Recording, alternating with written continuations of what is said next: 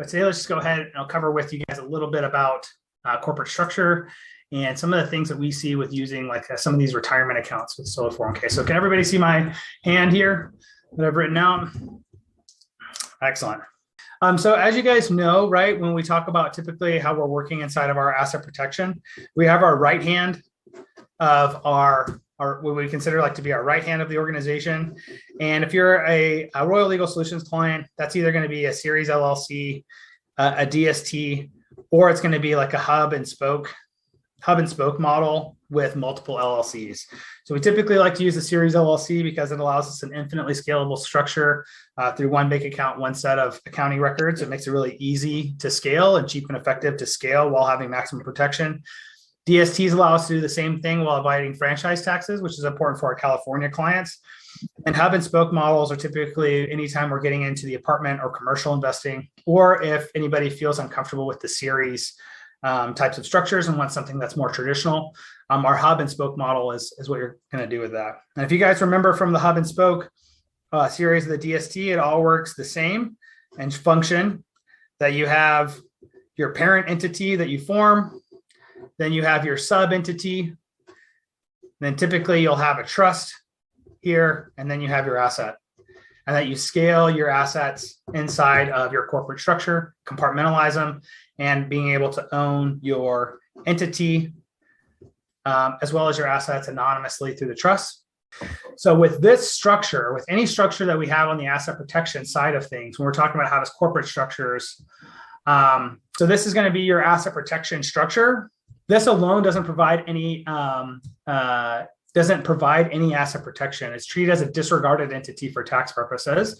And so what we tell all of our clients is, great, what you want for your asset protection is a disregarded entity. So all of your taxes can stay the exact same way they are right now, right? Or you have 100% flexibility with how these taxes are going to be treated by your current CPA. So you can protect all of your assets. You can have them held anonymously. You can streamline your tax returns, and nothing will change for your tax strategist, your tax advisor, or CPA on what they want to do on the tax front.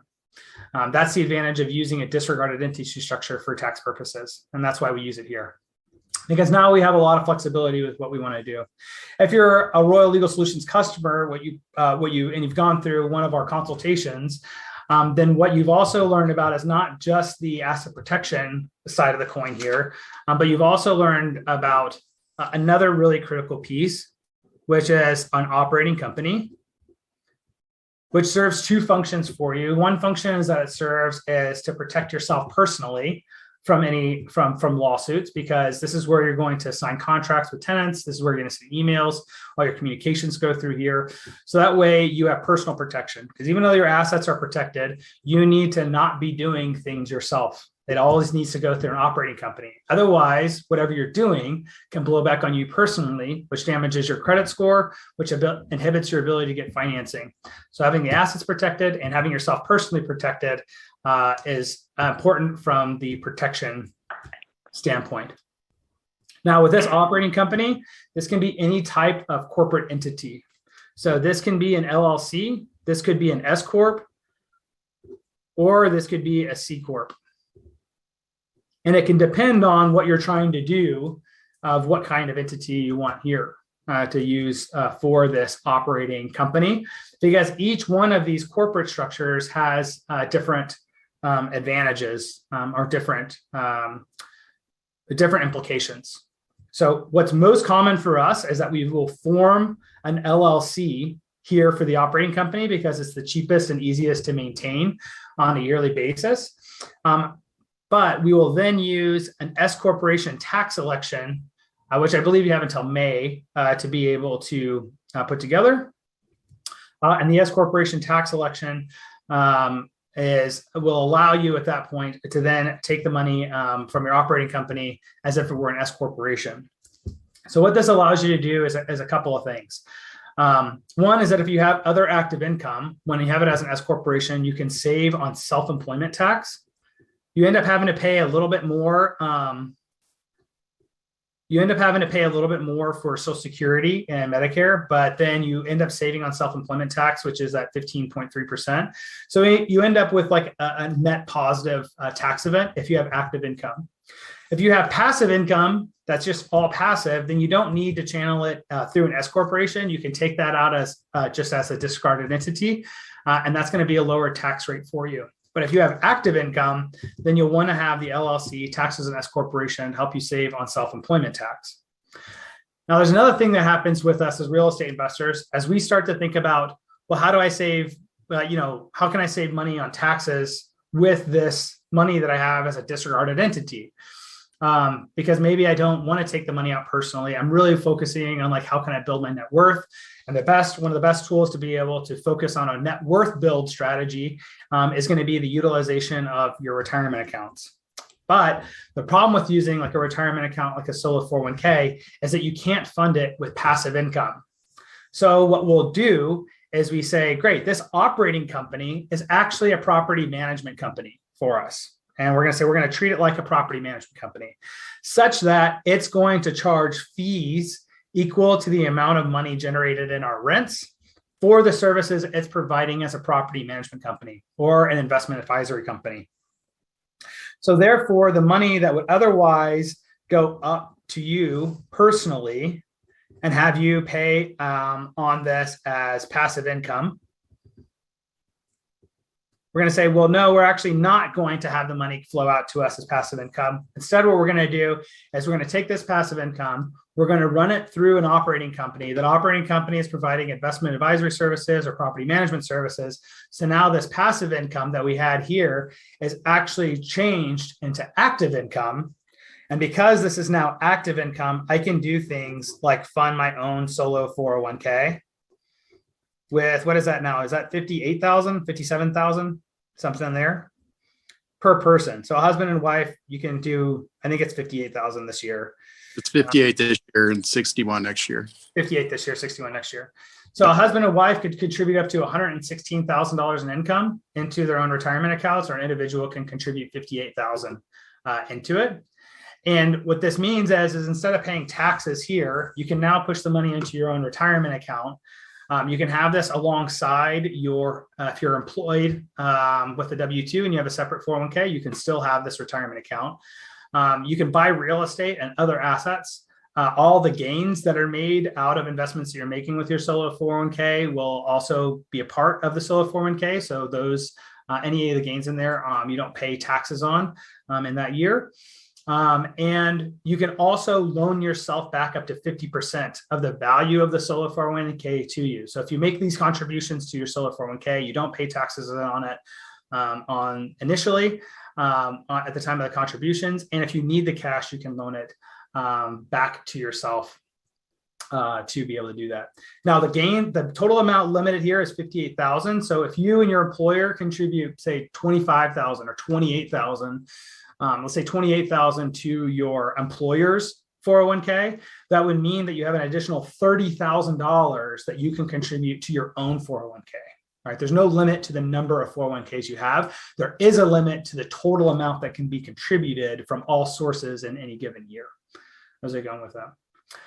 Pete, I want to go ahead and kick it over to you, brother, on any additional information that about the solo 401k and this S corporation strategy that you think that I might have missed before we open it up. Yeah, for the S corporation, kind of the threshold that you want to look at before you would convert to a S corporation would be around that $40,000 in income. So if you're below 40,000, it's probably would just make more sense keeping the income as passive income or just keeping it as an LLC. But once you get over that 40,000 in income, you can pay yourself a reasonable and fair wage, which is around that $40,000 mark. And then anything above 40,000 in income is when you can then do a distribution and not pay that 15% that Scott was talking about. So from an income standpoint, you want to be around that 40,000 to choose that S corp election. And if you set up an LLC, you can choose that election right when you set that LLC up if you want, or if you're currently an LLC and want to change over. Usually you have to wait till the following tax year, unless it's before that 2-month deadline from when it was. So one of the things I want to highlight in there, Pete, that I heard you say, thanks for that explanation, is that it's this $40,000 mark. And the reason that this $40,000 mark exists is that this is a made up number here. But what that number comes from is what's our tax savings, because we're looking at saving on self-employment tax by doing this. And we're trying to say, where does tax savings equal the cost of our tax prep into it? That's our inflection point. So if our tax savings is going to be more than the cost of the tax prep and filing, that's what I say, great. Now we want to use that West Corporation strategy. And that we find that that's typically around that $40,000 mark of active income. If you aren't going to use the solo 401k here, then you just use an LLC, leave everything as disregarded and take it out as passive income. And you're just going to pay tax at your passive income rate. But if you want to avoid paying the taxes on that income, then this would be the way to do it. Channel it through the LLC, convert the passive income to active income because it's channeled through this entity, and then fund your own solo 401k with that. I think Audra had asked in here, does the 401k amount phase out like the IRA based on income level, or is it 58,000 regardless?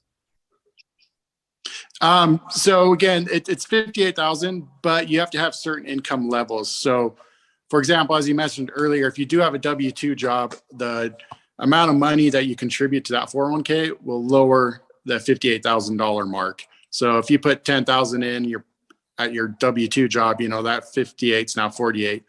But also your company, your S corp, you can only contribute 25% of your profits. So in essence, to phase out, you would have to be about 155,000 in income to no longer be able to contribute to the solo 401k. So, I mean, you have a pretty high bandwidth of money that you can make before that phases out. But if you make $1 million, you're still at that 58,000. If you make 200,000, you're at that 58,000. So there's no threshold that phases out like an IRA. And to pile on to that, everyone too, Audra, if this might be important to you or everybody else. So you have that solo 401k. And so typically you can max that out for husband and wife. That gets you up pretty high. And then also what you would want to do, if you're above those income levels even higher, this is where you're going to start to look at things that are going to be called like defined benefit plans. Will be like an important part of the discussion at that point of where you can have like even larger retirement accounts put into place there.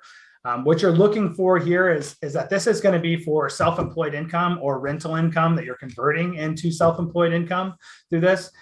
This is not a strategy that you can use, to my understanding, with like your W-2 income. Like your W-2 income is already like in a box. There's not a whole lot you can do to help people save. Anybody can help you save on W-2 income. So if you're, this is one of the reasons why being, if you can choose between like being W-2 or 1099, you typically should always do 1099 because the tax advantages and the write-offs and the deductions you can take as a business owner are so much more than what you can take as an employee. And then your investments that you're making can offset your income that you have as a 1099 or otherwise a self-employed person.